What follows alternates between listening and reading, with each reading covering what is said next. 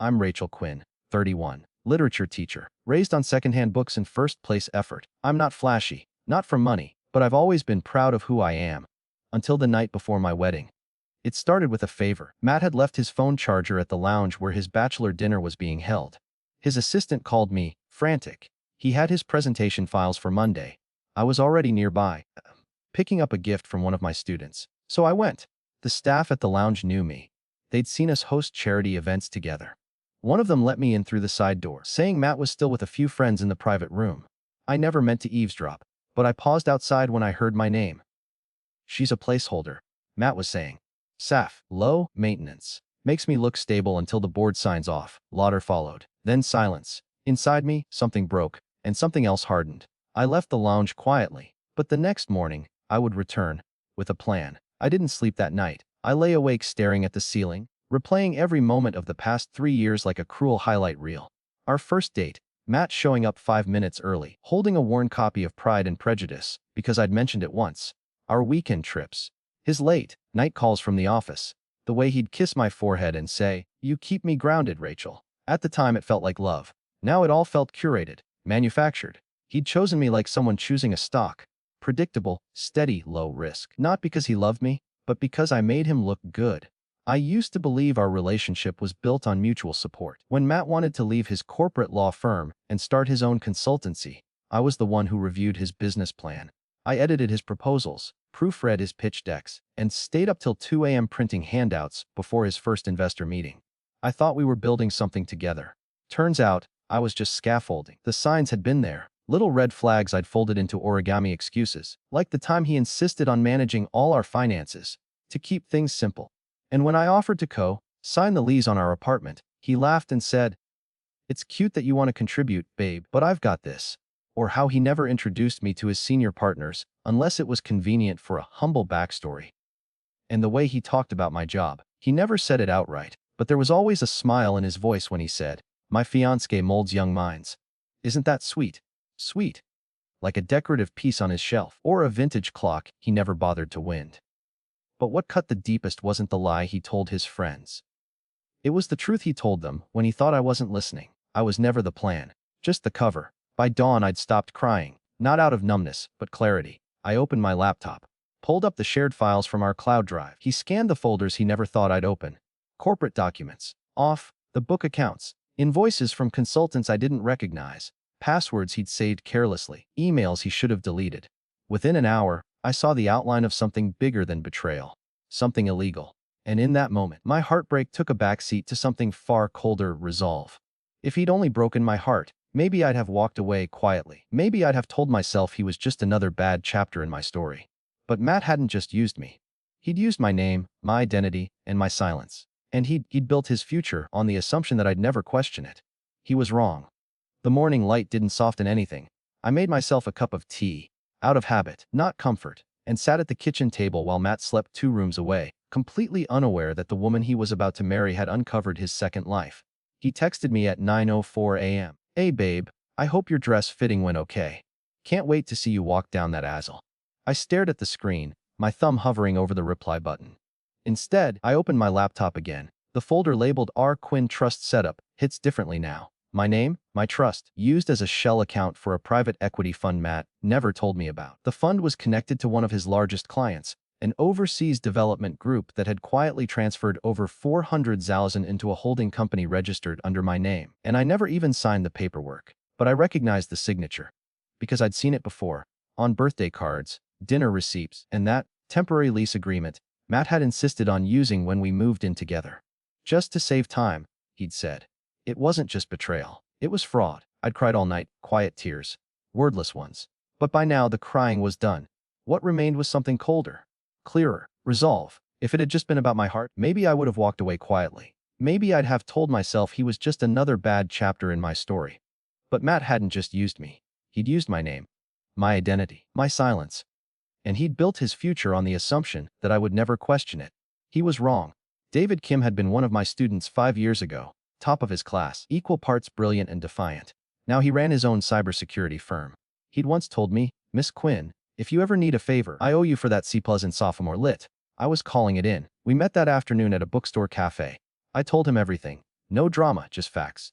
The forged documents, the hidden accounts, the offshore movement of funds, Matt's emails, his post-honeymoon transition plan. David didn't ask why. He asked, "How fast do you need this?" Saturday," I said. He nodded. Don't. By nightfall, I had encrypted backups, timestamps, and document trails. Evidence that wasn't just compelling, it was damning. And it wasn't just Matt's signature on those transfers. It was mine, copied, pasted, and forged into a paper trail of lies. He hadn't just tried to take my trust fund. He'd made me complicit in laundering money I didn't even know existed. I wasn't invited to build his empire. I was the camouflage, and now I was the detonator. By Sunday morning, everything was in motion. A folder on my desktop labeled Exit Strategy. A whistleblower attorney briefed, and on standby, a journalist who owed David a favor, waiting with cameras ready. 2 SC contacts were quietly alerted through encrypted channels. Matt, meanwhile, was all smiles and brunch reservations. He kissed me on the cheek and said, 3 more days. 3 more days until he stood beside me at the altar, surrounded by friends, family, and people who believed in his polished charm. 3 more days until he walked into his carefully curated life, dragging me behind him like a compliant accessory. Except, I wasn't behind him anymore. I wasn't beside him either. I was ahead, planning something he couldn't control. I wasn't going to run. I wasn't going to scream. I wasn't even going to cancel the wedding. No, I was going to show up, in white, with perfect hair, with quiet grace, and a pocket full of reckoning. Because if Matt thought I was just a soft-spoken literature teacher, meek, passive, predictable, then he clearly forgot the power of the narrator. And what do I do for a living? I teach people how stories end. The morning of my wedding was unusually quiet. No butterflies, no giddy anticipation, no shaky hands, just silence. My makeup artist said I looked serene. I smiled politely, not bothering to correct her. Serenity wasn't what I felt. Not peace, not calm, precision. Everything was planned down to the second. The envelope, cream, unmarked thick, was tucked safely into the hidden pocket of my dress, stitched in 2 nights ago by a friend who thought I wanted something sentimental. It was sentimental, in a way, just not in the way anyone expected. Claire, Matt's sister, burst into my suite at 11:05 a.m. "You look like you stepped out of a bridal magazine," she whispered, adjusting my veil. Her kindness almost broke me. Almost. "You're going to take his breath away," she added, not knowing how true that would be. At 11:47 a.m., I got the final text from David. All assets confirmed. Reporter in place. SEC contact outside. I deleted the message without reading it twice. Matt's mother, Margaret, came in next. "Darling," she said, fastening a pearl bracelet around my wrist. This was mine on my wedding day. Something old. Something meaningful. I thanked her sincerely. Because even the things they gifted me out of love would become symbols of consequence. The church was stunning. Vaulted ceilings, chandeliers, soft violins playing canon in D. Guests filled every pew, dressed in their finest, ready to witness a fairy tale. They didn't know they were about to attend a crime scene. I walked in slowly, bouquet in hand, veil down. Matt stood waiting at the altar, perfectly composed in his tailored tuxedo. He looked smug, polished, victorious. I looked like the bride of his dreams, and he had no idea his dream was about to collapse. 3 steps from the altar, I stopped. Matt extended his hand. I didn't take it. Instead, I turned to face the guests. "Before we begin," I said, voice even crisp, "I'd like to share a different kind of vow." There was an audible ripple of confusion. Matt's face twitched. Then I pulled the envelope from my dress. "This," I continued, "contains documents that expose exactly who Matthew Langston really is." Gasps. Someone dropped their phone. In the front row, Margaret's hand shot to her chest. Matt stepped toward me, whispering urgently, "Rachel, what are you doing?" I stepped back. Loud enough for everyone to hear, I said, "Your fiancée is not a placeholder, Matt. She's your proof of fraud, your insurance policy, your legal shield." I held up the first sheet, a forged signature mine, authorizing a transfer of $400,000 from a shell account into a private equity firm. A transaction I never consented to. He lunged. Too late. I dropped the rest of the papers. They scattered like snow, like ash, like the remains of something carefully burned. "This one," I said, pointing to another sheet, an email. Post-honeymoon strategy, where he outlines how he'll move the rest of the money once we're married and my trust is legally tied to his business. Cameras clicked. Phones were up. Then the doors at the back of the church opened. 2 agents from the SEC entered, followed by a woman with a press badge and a camera crew. Matt turned pale. I turned to him, voice low but clear. "I may be a literature teacher, but I know a plot twist when I see one." He hissed through his teeth. "You've ruined me, Matt," I said. "You did that." "I'm just the narrator." The agent stepped forward. "Mr. Langston, we need you to come with us." He resisted, briefly. Then Margaret collapsed into the pew behind her, sobbing. Claire was frozen in place, bouquet wilting in her hands. They handcuffed him at the altar. The altar. And as they led him out, he looked back. "You were never supposed to hear that conversation," he said. "You don't understand what I was trying to build. You were building a lie," I said. "And I teach people how those always end." The rest of the day was a blur. Sirens, reporters, phone calls, questions. I answered only what I had to. Then I walked out of the church alone, the bouquet still in my hand, petals bruised from the grip. I didn't cry. Not in front of them. Not when Margaret reached for me and whispered, "Please, tell me this isn't true." Not when Claire followed me out, eyes wide and trembling. Not even when the camera crew asked, "Miss Quinn, how long have you known?" I just kept walking. Because this wasn't the end of the story. It was only the midpoint. The real ending would come later. After the trial, the testimonies, and the depositions. But in that moment, with the church doors swinging shut behind me, I felt something unexpected. Peace. Not the peace of a wedding. The peace of knowing I hadn't stayed silent. Of knowing that truth, no matter how painful, was stronger than illusion. Because love without honesty isn't love at all. It's just performance. And I was done performing. The first morning after the wedding, I woke up in my sister's guest room. No church bells. No honeymoon itinerary. Just a stiff pillow, swollen eyes, and the distinct sense of something irreversible. The headlines had already spread. Runaway bride exposes white collar crime at the altar. She taught literature. And then taught him a lesson. I turned off my phone. Not because I wanted to hide. Because I needed to hear myself think without the noise of a world that suddenly found my pain fascinating. Claire texted me 17 times in 2 days. Most messages were apologies. Some were confused. One simply said, "I miss you." I didn't know. I swear, I believed her. Claire had always seen the best in her brother, because that's what she'd needed to see. She grew up in his shadow, chasing his approval like it meant something permanent. Now she knew the truth. Matt hadn't just used me. He'd used everyone, including her. 2 weeks later, I moved out of the apartment we used to share. I didn't take much, just my books, my laptop, and a few framed photos of my students. Everything else could stay. Or burn. I didn't care. I found a studio rental across the river. Small, unfurnished. Sunlight poured in through the east, facing windows, and for the first time in months, I could breathe without flinching. I painted the walls myself, not because I knew how. Because I needed to build something, anything, with my own hands. The first thing I hung was a quote from Toni Morrison, hand-lettered on cardstock. "If you want to fly, you have to give up the things that weigh you down." And I had. Him, the lies. The illusion of safety and silence. I'd given them all up. Now it was time to see what I could grow in their place. The Department of Education offered me a leave of absence to recover from the public stress. I declined. My students were the only thing that hadn't let me down.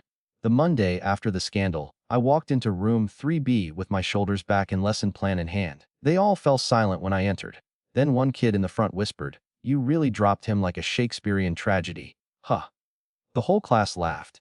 And just like that, something opened again inside me. Not the old version of myself, something new. Within months, I began consulting part-time with a nonprofit that supported women who had unknowingly been dragged into financial fraud through abusive partners or controlling marriages. Turns out, I wasn't the only woman whose name had been weaponized. One survivor told me, "They make you believe silence is safer, but the silence is where they build their power." I knew that truth too well. So I spoke. In workshops, in school auditoriums, eventually, on a TEDx stage. I was a footnote in someone else's story, I said. Until I rewrote the ending. The video went viral. Not in the millions, but in the inboxes of women who needed to hear it. And then one day I received a package. No return label.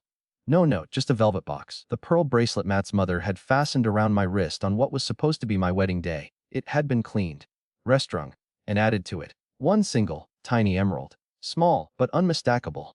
I knew who had sent it, and what she meant. Not pity, not guilty, but acknowledgement. That I had protected something sacred, the right to one's name, one's voice, and one's truth. I still taught literature, of course, but now, I taught more than plot and metaphor. I taught power. Whose voice gets heard, whose story gets rewritten, and who holds the pen when everyone else thinks you'll stay silent. Because I didn't stay silent. And I wasn't the only one who needed that reminder. I wasn't looking for anyone. After Matt, the idea of romance felt like a room I'd locked from the outside. A place I might revisit someday, but not now. Not when I was finally learning how to live alone without feeling lonely. So when I first met Daniel, I barely noticed him. He was one of the guest speakers at a conference on ethics in education. Tall, reserved, with the kind of presence that didn't demand the room, just quietly earned it. He was a financial crimes investigator turned educator, now designing curriculum on financial literacy for public schools. We were seated on the same panel. He introduced himself politely with a wry smile. "I read about your story," he said after the session. "But hearing you speak in person, it's different. You don't carry bitterness, just clarity." I wasn't sure what to say.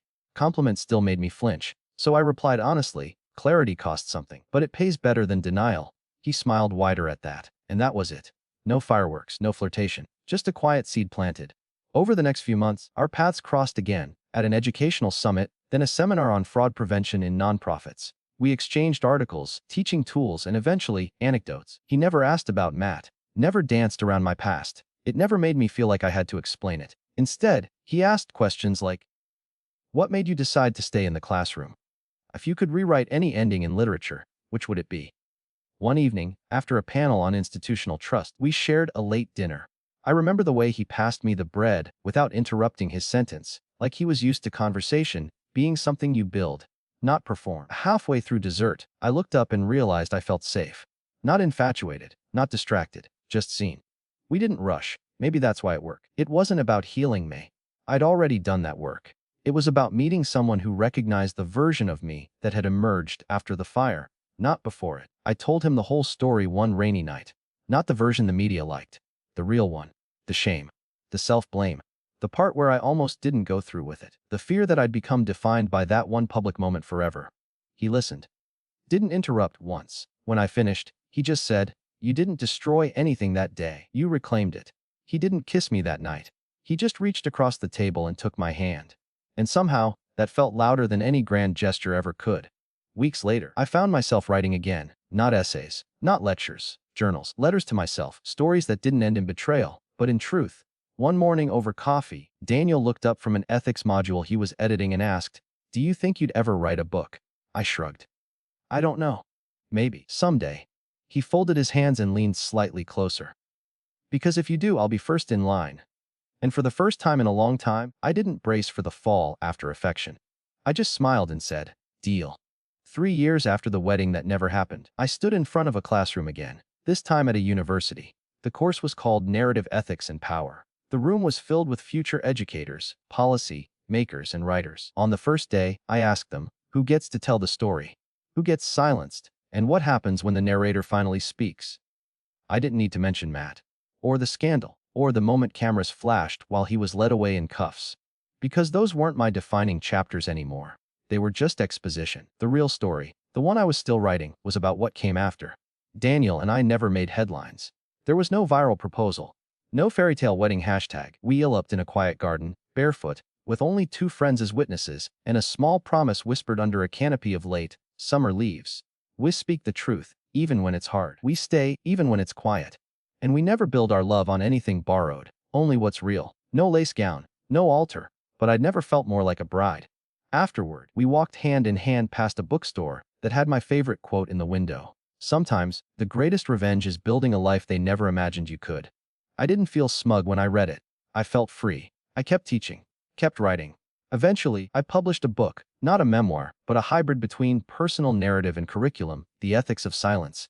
It became required reading in a few education programs, not because it exposed corruption, but because it explored what happens when ordinary people choose courage, quietly, consistently, and without applause. I got emails from readers all over the world. A woman in New Delhi who finally left a manipulative fiancé. A teacher in Toronto who reported financial misconduct at her school district after 2 years of silence. A teenager in Ohio who said, "You made me believe that being the quiet girl doesn't mean I'm powerless."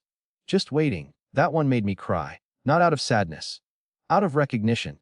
I had been that girl, and now I was someone she saw as strong. I rarely thought of Matt anymore.